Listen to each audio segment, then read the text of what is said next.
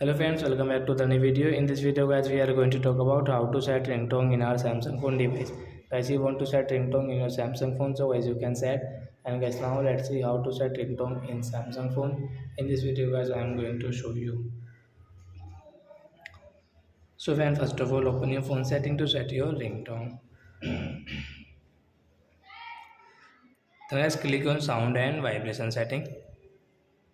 Then guys, click on ringtone. So guys, which ringtone guys you like, choose a ringtone like basic tune, bubble.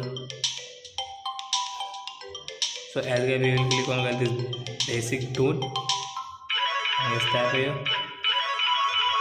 Let's come back. So guys, this phone ringtone will set into basic tune. So I hope friends you have understood how to set ringtone in Samsung phone. So that's it guys, thanks for watching. Now we will meet the next video with new topic. Before going guys, please go and like my video, subscribe my channel. Bye bye friends.